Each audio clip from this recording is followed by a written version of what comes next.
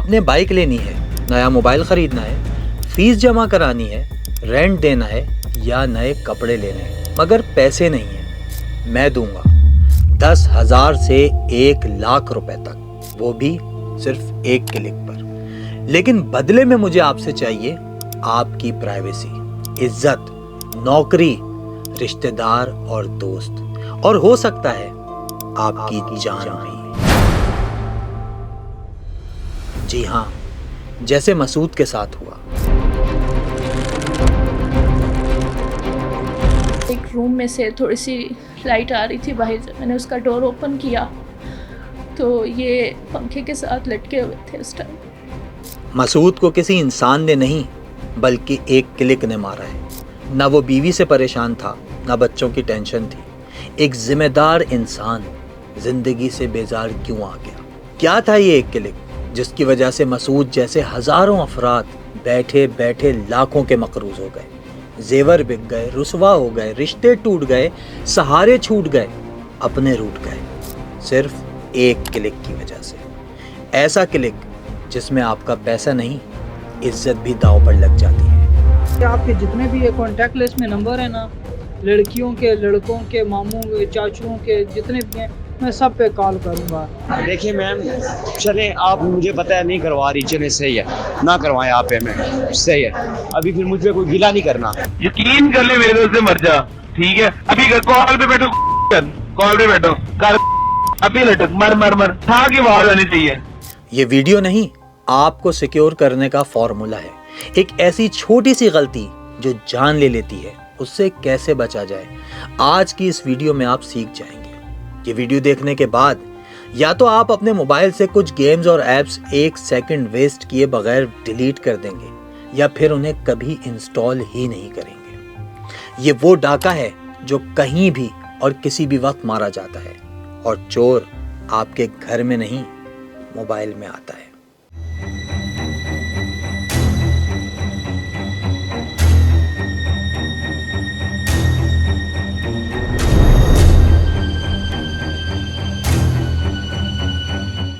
मैंने कहा था ना आपसे, थिंक अकेला नहीं है। आपकी रूह की ग़िज़ा के लिए थिंक वॉइस आ गया है, फौरन सब्सक्राइब कर लीजिए। और हाँ, आपके इंटरेस्ट को देखते हुए हम थिंक क्राइम भी ले आए हैं, उसे भी सब्सक्राइब कर लीजिए। वापस स्टोरी में चलते हैं। इमेजिन करें, आपको पैसों की ज़रूरत है और आप मोबाइल यूज़ करते हुए यही सोच रहे हैं कि पैसे कहाँ से अरेंज करें, और आपके मोबाइल की स्क्रीन पर एक ऐड आता है जिसमें सिर्फ CNIC देने पर आपको 5 लाख रुपए तक आसानी से मिल रहे हों, तो क्या करेंगे? वही जो मसूद ने किया। मैं भी जॉबलेस थी, इनकी भी जॉब चली गई, फिर सारा सिस्टम मैनेज करना एकदम से बहुत ज़्यादा मुश्किल हो गया। तो इन्होंने मुझे बताए बगैर इसी तरह किसी कंपनी से लोन लिया। पाकिस्तान में 40% लोअर क्लास और 35% मिडिल क्लास है, यानी 75% लोग ऐसे हैं जिन्हें अपना घर चलाने के लिए कभी ना कभी कर्जे की जरूरत पड़ती है। लेकिन पाकिस्तान में बैंक या किसी शख्स से कर्जा लेना आसान काम नहीं, क्योंकि बैंक के पास सैकड़ों रिक्वायरमेंट्स हैं, और अगर किसी शख्स से कर्जा मांग लें तो उसके पास ना देने के हजारों बहाने। फिर 5 मिनट के अंदर अंदर इतनी आसानी से कर्जा कैसे, बताऊंगा। लेकिन उससे पहले ये जानना जरूरी है कि ये सब कुछ शुरू कब हुआ, पाकिस्तान कैसे आया, और ये डिजिटल डाका किन किन तरीकों से मारा जाता है। इसके लिए हमें 47 साल पहले के अमेरिका में जाना होगा। 32 साल Stanley security Pacific national bank में IT कंसल्टेंट था, जिसका काम बैकअप तैयार करना था। उस दिन वो सुबह जल्दी बैंक आया, वायर ट्रांसफर रूम गया, बाहर जाकर एक कॉल की और फिर सीधा स्विट्जरलैंड चला गया। ये क्या माजरा था? इसका जवाब तो FBI को भी 8 दिन बाद मिला, जब बैंक को ये पता चला कि उनके $10 मिलियन गायब हो गए। जी हाँ, ये था दुनिया का पहला डिजिटल डाका। स्टैनली की एक कॉल ने उसे $10 मिलियन का मालिक बना दिया। असल में सिक्योरिटी पैसिफिक नेशनल बैंक का पैसे भेजने का एक तरीका था, जिसे वायर ट्रांसफर सिस्टम कहते हैं। जैसे आज आपने अगर कोई भी बड़ी रकम किसी को भेजनी है तो सिंपल बैंक ऐप लॉगिन करें, पासवर्ड डालें और पैसे ट्रांसफर हो जाएंगे। बिल्कुल ऐसे ही पहले बैंकों में बिग अमाउंट भेजने के लिए एक कोड का इस्तेमाल किया जाता था, जो वायर ट्रांसफर रूम में जनरेट होता। पैसे ट्रांसफर करने के लिए बैंक का अफसर वो कोड कॉल करके दूसरी ब्रांच या बैंक के मैनेजर को बताता। स्टैनली क्योंकि बैंक के लिए बैकअप तैयार कर रहा था, इसलिए उसको वायर ट्रांसफर रूम में जाने की परमिशन थी।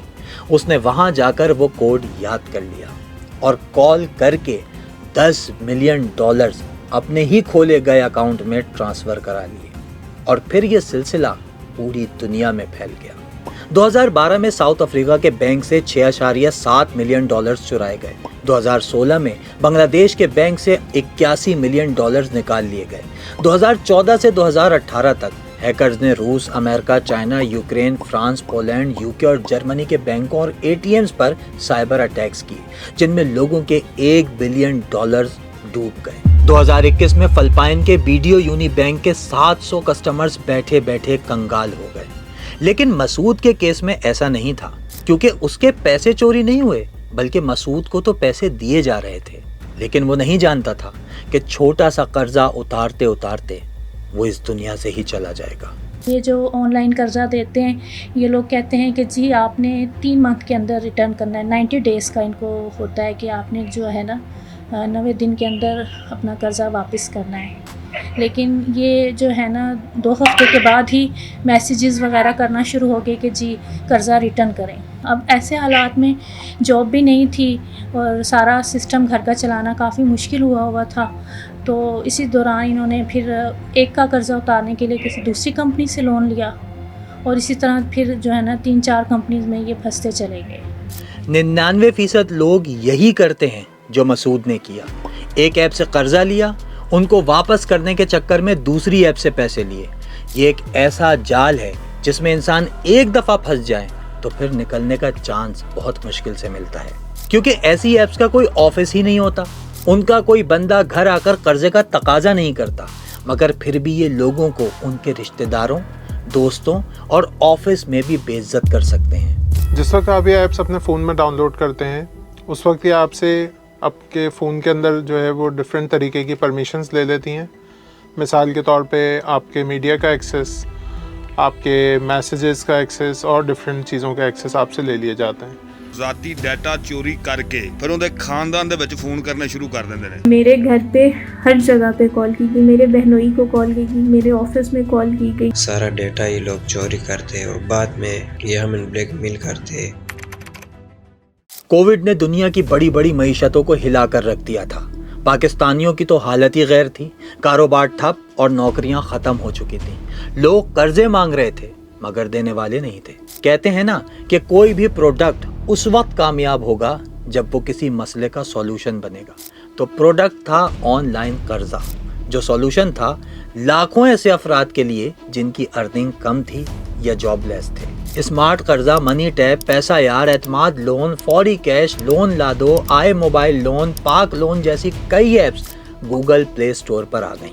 जिस वक्त आप कोई ऐप सबमिट करते हैं गूगल प्ले स्टोर पे अप्रूवल के लिए, तो वहाँ पे गूगल के जो डेवलपर प्रोग्राम है वो चेक कर रहा होता है कि आपके पास कौन कौन सी डिफरेंट टाइप की परमिशंस हैं जो कि आपकी ऐप ने रिक्वेस्ट की हैं। वो आपसे सवाल करता है और अगर आप उसको जस्टिफाई कर देते हैं तो बगैर उस चीज़ को वेरीफाई किए हुए कि क्या वो सही जस्टिफिकेशन है या नहीं, वो आपको अप्रूवल दे देता है। 2022 में पाकिस्तान में 45,000 डिजिटल फ्रॉड केस रजिस्टर्ड हुए। हजारों खवातीन को हिरासा किया गया। FIA के पास इसी साल 1,10,000 शिकायत रजिस्टर्ड हुई। जुलाई 2023 में प्ले स्टोर पर इन लोन ऐप्स की तादाद 150 से जायद हो चुकी थी, क्योंकि ठगों के लिए इस बिजनेस में बहुत प्रॉफिट था। सिर्फ चंद पैसे देकर ये डिजिटल डाकू लोगों की गैलरी, कॉन्टैक्ट्स, लोकेशन और कॉल हिस्ट्री का एक्सेस लेकर पर्सनल लाइफ के मालिक बन जाते और इस तरह छोटे से कर्जे के बदले इंसान की इज्जत, जहनी सुकून और पूरे ख़ानदान के असाब का इम्तिहान शुरू हो जाता। उन्होंने इनकी पिक्चर्स वगैरह जो हैं वो ऐड करके मुख्तलिफ तरीके से इनको ब्लैकमेल कर रहे थे। घर में बच्चों तक को कॉल करते थे। मेरे नंबर पे कॉल्स आना शुरू हो जाती थी कि आप लोगों ने कर्जा रिटर्न नहीं किया है। इतना ज़्यादा स्ट्रेस था कि जैसे मेरे ना दिमाग की वेंस फट जाएंगी। इमेजिन करें एक शख्स जिस पर पहले ही घर की जिम्मेदारियां हैं, जो 16 घंटे मेहनत मजदूरी करके बीवी बच्चे पालता है, हैंड टू माउथ चलता है, खर्चा पूरा करने के लिए ओवर टाइम करता है और इमरजेंसी में किसी लोन ऐप से कर्जा ले ले तो लाइफ टाइम के लिए उस ट्रैप में फंस जाता है। लेकिन सवाल ये है कि मजबूर और ज़रूरतमंद लोगों के सामने ही ऐसी ऐप्स का ऐड क्यों आता है? उसकी वजह यह है कि जैसा कि हम सब जानते हैं कि सोशल मीडिया की जितनी भी ऐप्स हैं, मिसाल के तौर पे फेसबुक, इंस्टाग्राम और ये तमाम ऐप्स, ये सारी की सारी हमारी बिहेवियर प्रोफाइलिंग कर रही होती हैं। हम किससे क्या बात कर रहे हैं, चैट के ऊपर, कॉल के ऊपर, हमारे माइक का एक्सेस इनके पास होता है। लेकिन ज़रूरी नहीं कि आप कुछ सर्च करें, कोई ऐड देखें या लोन लें। स्टैनली की तरह एक कॉल की वजह से भी आपका अकाउंट खाली हो सकता है, जैसे ओकाड़ा के कैसर गनी के साथ हुआ। उसे एक नंबर से कॉल आई। कॉल करने वाले ने खुद को उस बैंक का नुमाइंदा बताया जिसमें कैसर का अकाउंट था और एटीएम की डिटेल्स मांगी। कैसर को शक हुआ तो उसने फ़ोन कट कर दिया। दूसरे ही मिनट उसे एक लैंडलाइन नंबर से कॉल आई। अब की बार कॉल करने वाले ने कहा कि मैं FIA का डिप्टी डायरेक्टर बात कर रहा हूँ। तुम्हें जो शख्स कॉल करे उसे अपनी बैंक डिटेल्स दे देना, वरना तुम्हारे खिलाफ केस रजिस्टर्ड हो जाएगा। कैसर डर गया। जब दोबारा कॉल आई तो उसने अपना ATM कोड बता दिया। उसी वक्त 1.5 लाख से जायद की रकम कैसर के अकाउंट से ट्रांसफर हो गई। उसने बैंक कॉल की तो एहसास हुआ कि उसे ये कॉल पहले कर लेनी चाहिए थी। हो ही नहीं सकता कि कोई इदारे का नाम लेकर जो है किसी से उसकी बैंक इंफॉर्मेशन, बैंक डिटेल्स ले ले। इसीलिए बैंक्स बार बार ये बात कहते हैं कि किसी को, इवन बैंक के नुमाइंदे को भी ये इख्तियार नहीं है कि वो आपसे फ़ोन करके आपसे आपकी बैंक डिटेल्स मांगे, आपसे आपका कोई कोड मांगे, टिपिन मांगे, आपका जो है CVC मांगे। अफसोस की बात यह है कि हम सोच समझकर फैसले करने के बजाय बाद में अफसोस ही करते हैं, जैसे मसूद, क्योंकि लोन ऐप्स वाले उसकी पिक्चर्स एडिट करके रिश्तेदारों और दोस्तों को भेज रहे थे, रोज़ाना कॉल्स करके धमकियां दे रहे थे। मसूद को समझ ही नहीं आ रहा था कि वो क्या करे, किससे कहे। पुलिस के पास भी गया लेकिन कोई फ़ायदा नहीं हुआ। पुलिस के पास भी गए इस सिलसिले में और उनको ये बात बताई भी है किस तरीके से मैंने ऑनलाइन कर्ज़ा लिया था। तो आगे से वो जो इंस्पेक्टर हैं उन्होंने इनको मिसगाइड किया कि जो है ना इसका कोई और हल नहीं है, आप सिर्फ जो है ना इनको कर्ज़ा रिटर्न करें वापस। थाने चले जाएं तो आपको यही कहा जाता है कि जी कॉल आई है, कॉल के ज़रिए फ्रॉड हुआ है। अच्छा, मैसेज के ज़रिए फ्रॉड हुआ है, आपको तो वहाँ जाना पड़ेगा, FIA जाना पड़ेगा। अरे भाई, आपके पास भी है इख्तियार, आप कर सकते हैं पर्चा। मेटा के बानी मार्क ज़करबर्ग पर अदालत ने $5 अरब का जुर्माना किया। जानते हैं क्यों? फेसबुक यूजर्स का डाटा लीक होने पर। जी हाँ, ज़करबर्ग ने न सिर्फ जुर्माना दिया बल्कि आवाम से माफ़ी मांगी और गलती भी तस्लीम की। We've agreed to pay a $5 billion fine, which is one of the largest in history. याद है ना, हमने इस वीडियो में बताया था कि फेसबुक, X, इंस्टा और व्हाट्सएप फ्री में लोगों को क्यों यूज़ करने की इजाज़त है। उसके बदले वो लेते हैं आपका डाटा। मज़ीद डिटेल्स जानना चाहते हैं तो ये डॉक्यूमेंट्री देख लें, इतना इम्पॉर्टेंट होता है ये डाटा। यूरोपीय यूनियन ने तो अपने लोगों के डाटा को प्रोटेक्ट करने के लिए जर्नल डाटा प्रोटेक्शन रेगुलेशन जैसा कानून बनाया, जिसके तहत किसी भी शख्स को ये जानने का हक है कि उसका डाटा किस मकसद के लिए इस्तेमाल होगा। वो जब चाहे कंपनी से अपना डाटा डिलीट करवा सकता है। और अगर कोई ऐप किसी शख्स का लोकेशन और डाटा बगैर इजाज़त ले तो उस पर लाखों यूरो का जुर्माना है। अमेरिका की डिफरेंट स्टेट्स में डाटा प्रोटेक्शन एक्ट मौजूद हैं। कनाडा ने अपने लोगों की हिफाजत के लिए personal information protection and electronic document act बनाया है। ऑस्ट्रेलिया में प्राइवेसी एक्ट 1988 नाफिज है, जिसके तहत कंपनीज पर यह बताना भी फ़र्ज है कि वो किस किस्म का डेटा इकट्ठा करेंगी और कोई भी शहरी उसमें करेक्शन या शिकायत का हक रखता है।